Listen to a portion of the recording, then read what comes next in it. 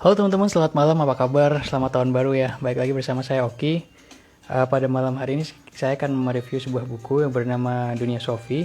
Buku Dunia Sophie ini dikarang oleh Jostein Gaarder. Jostein Gaarder sendiri itu adalah merupakan seorang intelektual yang lahir di Norwegia. Dia itu selain intelektual juga dia menulis novel, buku anak-anak, dan juga penulis cerita pendek. Buku ini merupakan buku filsafat. Jadi ceritanya adalah ada seorang anak kecil bernama Sofie Amundsen yang dia itu berusia 14 tahun. Suatu hari dia mendapat surat misterius. Surat misterius itu dialamatkan sebenarnya kepada Hilde Moller Knox. Tapi ditujukan ke alamat rumahnya Sofie Amundsen. Isi dari surat misterius tersebut itu adalah pertanyaan ya, dua. Jadi, siapakah dirimu dan dari mana asalnya dunia? Dari pertanyaan-pertanyaan tersebut, Sophie mulai berpetualang untuk mencari jawabannya dan dia beruntung karena dia bertemu langsung dengan pengirim surat tersebut, yaitu si Alberto Knox yang merupakan filsuf berusia 50 tahun. Nah, novel ini membuat kita untuk bertanya-tanya mengenai pertanyaan-pertanyaan yang jarang diajukan atau tidak pernah terpikirkan, dan harapannya pembaca bisa diajak untuk lebih memahami dirinya sendiri dan juga mengenal dari mana dunia itu berasal. Nah, kalau di Indonesia ini kita pasti sudah familiar dengan filsafat ya, bahwa ada guyonan kalau misalnya filsafat itu bisa membuat orang jadi ateis gitu. Ntar saya bisa jabarin ya dari buku ini apakah benar persepsi seperti itu. Ini buku tebal sekali, halamannya sampai ke 800 halaman dan ini mirip dengan diktat kuliah ya.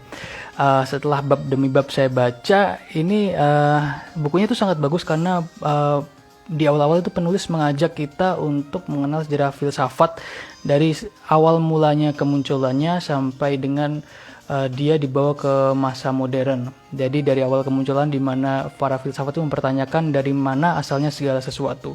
Dan juga kita akan diajak untuk mengenali filsuf-filsuf yang ada dari filsuf alam sampai ke Aristoteles, Socrates, sampai René Descartes dan banyak sebagainya. Dan di sini kita juga ditantang secara pemikiran untuk ikut mempertanyakan pertanyaan-pertanyaan yang muncul di benak para filsuf itu sendiri ya.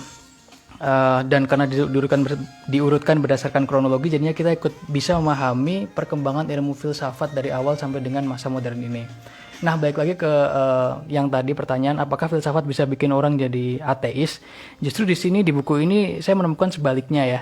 Jadi walaupun para filsafat itu tidak duduk di meja yang sama, berasal dari waktu yang berbeda, itu mereka bersepakat menjawab sebuah pertanyaan dari mana asalnya dunia ini, bahwa dunia terdapat suatu entitas yang segala sesuatunya diatur oleh dia.